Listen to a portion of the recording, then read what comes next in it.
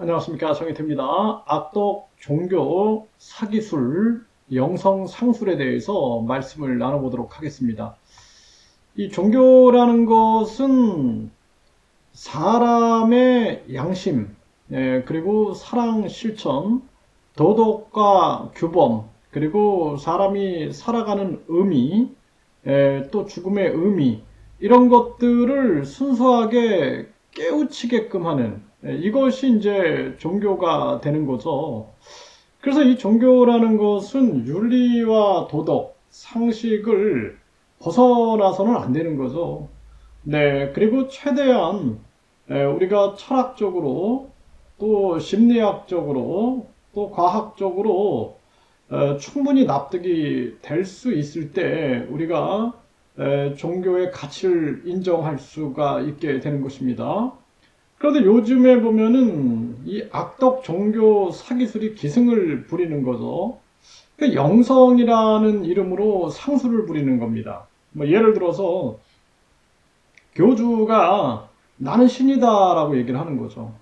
그래서 어쩌라라는 거예요. 나는 신이다. 그러니까 결국에는 많은 사람들에게 사랑과 양심을 실천하고 도덕적으로 윤리적으로 모범이 돼야 되는데 그게 아니라 나는 신이기 때문에 천국을 여러분들한테 줄 수 있다. 돈을 가져와라. 이렇게 되면은 이거 자체가 딱 종교 사기술이구나. 이걸 알아야 되는 거예요. 그 말이 안 되는 거죠. 네, 그래서 또 뿐만 아니라 내가 여러분들한테 내가 신이기 때문에 천사를 판매하겠다. 그러면은 어떻겠어요? 아, 그 천사가 여러분들을 전지전능하게 만들어주겠다. 또는 모든 것을 알게 해가지고 부귀영화를 누리게 해주겠다. 만사형통을 누리게 해주겠다. 이렇게 하면은 그 뭔가 이상한 거죠. 아, 이게 종교 사기술에 인간의 욕망과 탐욕을 자극해가지고 종교 사기술에 걸려드는구나. 이걸 판단할 수 있어야 되거든요.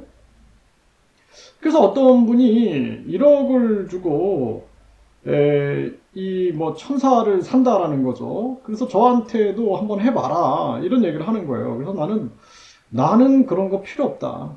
관심도 없고 우리가 살아가면서 사람이 전지전능하겠다라는 거 자체가 오만이다. 제가 그런 얘기를 해줬거든요.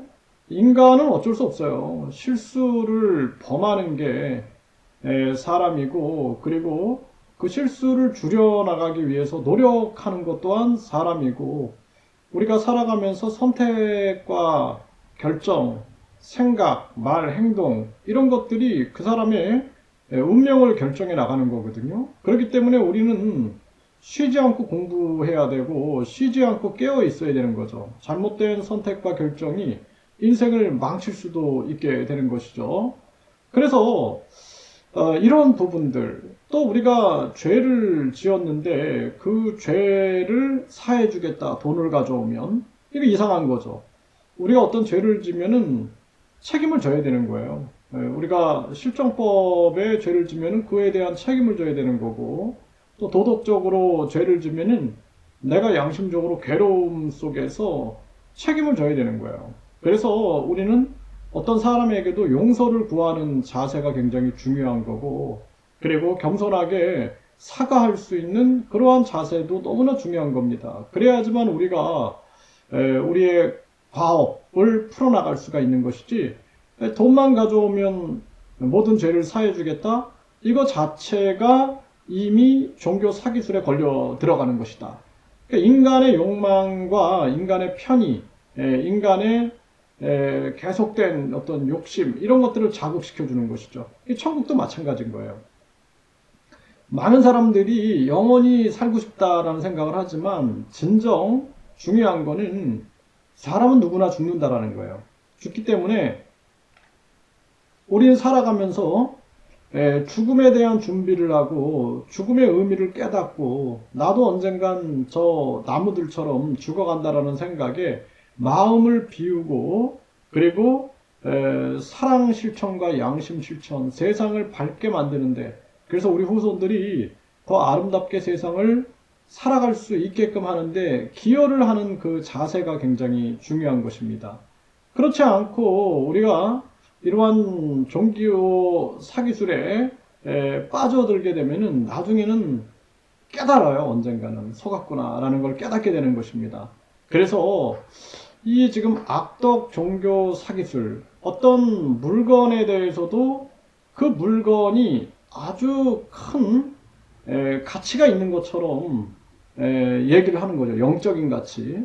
그래서 제가 이렇게 보니까 많은 그 어르신들을 점심 대접하겠다 해놓고, 그리고 이제 모셔가서 어떤 그런 무슨 모임 같은 그런 장소에서 뭐 그냥 트로트, 뭐 뽕짝 이런 것들도 부르고 그러더니 나중에는 이 뭐 스님 같은 사람들, 무당 같은 사람들이 나와가지고 가짜겠죠. 네, 이런 사람들이 나와서 이 물건을 사면은 자녀들의 일도 풀리고 상담도 하는 거예요. 어떤 문제가 있느냐. 그러면은 이런 문제가 있다. 그러면은 뭐 불탑이라든지 또는 어떤 뭐 꽃병이라든지 이런 것들을 판매하면서 이걸 사면은 문제가 해소가 될 거다 하면서 고액을 받게 되는 거죠. 몇백만 원.